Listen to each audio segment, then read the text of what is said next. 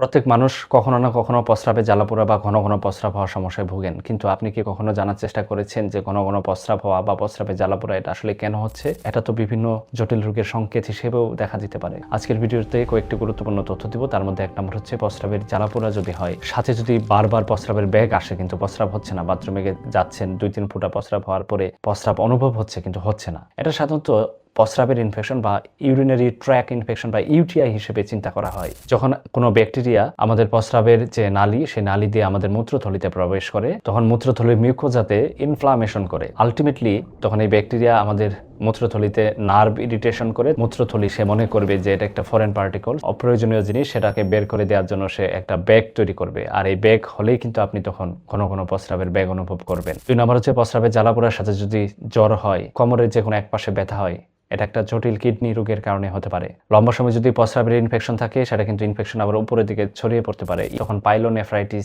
মূত্র নালীর ইনফেকশন হতে পারে। জ্বরের সাথে প্রস্রাবে জ্বালাপোড়া অথবা তলপেটে ব্যথা এই ধরনের অনুভব হলে দ্রুত চিকিৎসকের পরামর্শ নেওয়া উচিত। যদি ঘন ঘন প্রস্রাব হয় কিন্তু জ্বালাপোড়া নাই, তাহলে কিন্তু এটা একটা জটিল রোগের কারণে হতে পারে। আর সেই রোগটি হচ্ছে ডায়াবেটিস। যখন বডিতে অতিরিক্ত পরিমাণ গ্লুকোজ বা সুগারের পরিমাণ বাড়তে থাকে, তখন আমাদের কিডনি অতিরিক্ত পরিমাণ গ্লুকোজ বা সুগার সেটা প্রস্রাব দিয়ে বের করতে থাকে। আর গ্লুকোজ যেহেতু পানি টেনে নেয়, সেক্ষেত্রে প্রস্রাবের ভলিউম বাড়তে থাকে। আলটিমেটলি ঘন ঘন প্রস্রাব হওয়ার চান্স বাড়তে থাকে। আর ওই সময় কয়েকটি পরিবর্তন হবে। একটা হচ্ছে অতিরিক্ত পানি পিপাসা বা গলা শুকিয়ে যাওয়ার মতো অনুভব, বেশি বেশি ক্ষুধা লাগার মতো প্রবলেম, বা ঘন ঘন প্রস্রাব হওয়ার মতো জটিলতা তৈরি হবে। যদি আপনার রাতে বারবার প্রস্রাব হয় সারাদিন স্বাভাবিক থাকার পরেও, এবং প্রস্রাবের কারণে আপনার নিয়মিত ঘুম ভেঙে যাচ্ছে, বারবার বিরক্ত হচ্ছেন, এটা আসলে কেন হয়? 1 নম্বর আমরা ডায়াবেটিস, যেটা কিছুক্ষণ আগে বললাম। 2 নম্বর যদি কিডনির কোনো নীরব রোগ থাকে, সেক্ষেত্রে এই ধরনের প্রবলেম হতে পারে। পুরুষের ক্ষেত্রে যদি প্রস্টেট গ্রন্থি যদি বড় হয়ে যায় বা ফুলে যায়, হার্ট ফেলোর বা হার্টের কোনো জটিলতা দেখা দিলে, অথবা রাতে যদি ঘুম কম হয়, অতিরিক্ত স্ট্রেস বেড়ে যায়, সেক্ষেত্রে এই ধরনের প্রবলেম হতে পারে। সব থেকে গুরুত্বপূর্ণ হচ্ছে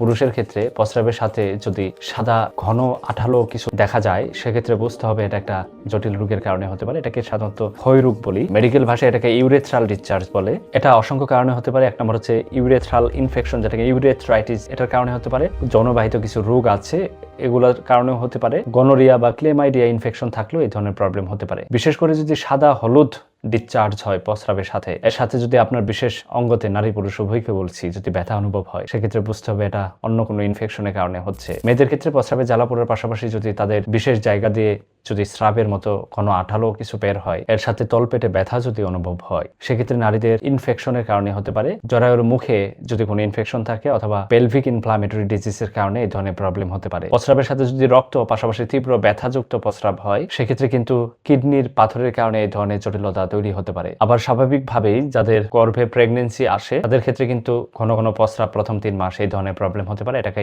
নর্মাল ফিজিওলজি হিসেবে চিন্তা করা হয়। এক্ষেত্রে ওষুধের প্রয়োজন নেই। যদি প্রস্রাবের জ্বালাপোড়ার সাথে কোমরে তীব্র ব্যথা হয়, কাঁপুনি দিয়ে জ্বর আসা, অতিরিক্ত লাল প্রস্রাব হওয়া, পুরুষের ক্ষেত্রে তার অন্ডথলিতে ব্যথা এবং নারীদের ক্ষেত্রে তার তলপেটে ব্যথা হয়, সেক্ষেত্রে অবশ্যই দ্রুত চিকিৎসকের পরামর্শ নেওয়া উচিত। সব প্রস্রাবের জ্বালাপোড়া, ঘন ঘন প্রস্রাব মানে ডায়াবেটিস বা প্রস্রাবের ইনফেকশন না। এর পিছনে লুকিয়ে থাকতে পারে কিছু জটিল এবং ঘাতক রোগ। সচেতন হন, সুস্থ থাকুন। আসসালামু আলাইকুম।